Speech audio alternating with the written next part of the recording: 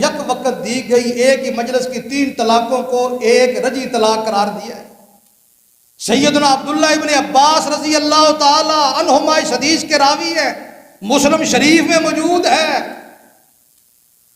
نبی پاک علیہ الصلوۃ والسلام کان الطلاق علی عہد رسول اللہ صلی اللہ علیہ وسلم و ابی بکر و سنتین من خلافت عمر طلاق الثلاث واحدہ۔ نبی پاک علیہ السلام کے زمانہ پاک میں صدیق اکبر رضی اللہ تعالیٰ عنہ کے دور خلافت میں، عمر فاروق رضی اللہ تعالیٰ عنہ کے ابتدائی 2 سالہ دور خلافت میں ایک مجلس کی 3 طلاقیں ایک شمار۔ حضرت رکانہ رضی اللہ تعالیٰ عنہ مسند احمد کی روایت۔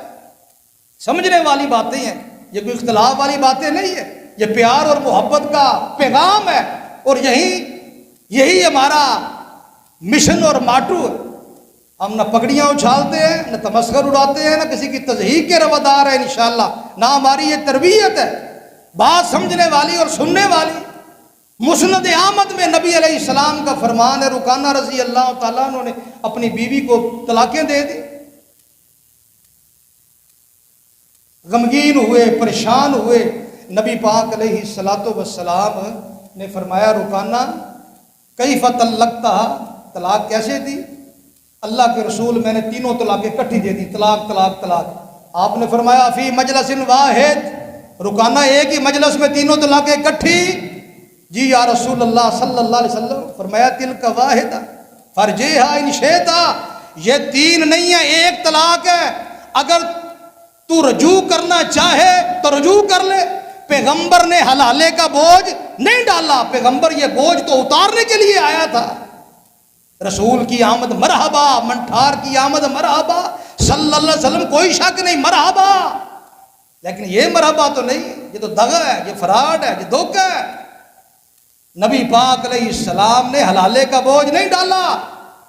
ابھی یہ پرسوں کی بات ہے، ڈگر لیل سے ساتھی آئے، ہم نے فتویٰ لکھا، وہ بیچارہ متوسط نہیں اتنا، ہم نے 3 طلاقوں کو ہے، پورا یہ بستی اس بیچارے کا بائیکاٹ کر رہا ہے، اس کا حقہ پانی بند کر دو، اس کو نکال دو جنازوں سے، خوشی غمی بند کر دو۔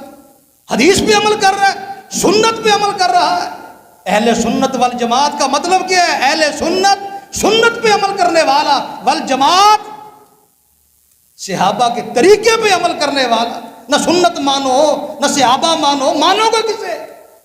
گستاخ ہم ہیں، بے ادب ہم ہیں، بے امام بے پیرے ہم ہیں۔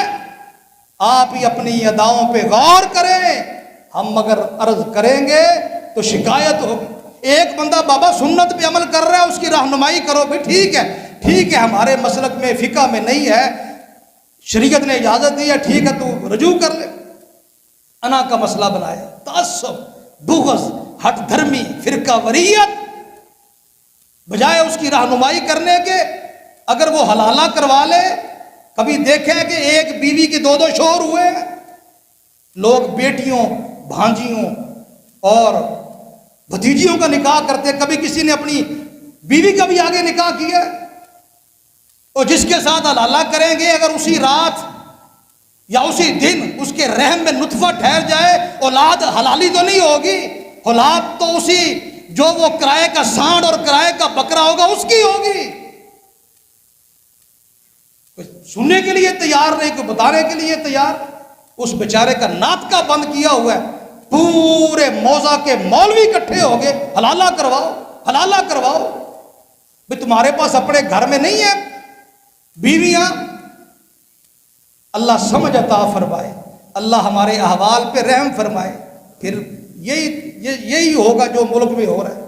پھر یہ مہنگائی ہے، یہ کس وجہ سے ہے؟ اعمالکم اموالکم، جس طرح ہمارے اعمال ہیں پھر اسی طرح کے حکمران ہوں۔ اللہ ہم سب کو کتاب و سنت سمجھنے کی توفیق عطا فرمائے۔ رضیت باللہ ربا وبالاسلام دینا وبمحمد نبیا صلی اللہ علیہ وسلم۔ اللہ اس کو پڑھنے کی، یاد کرنے کی توفیق عطا فرمائے، اور اسی کے مطابق اللہ عمل کی توفیق عطا فرمائے۔ آخر دعوانا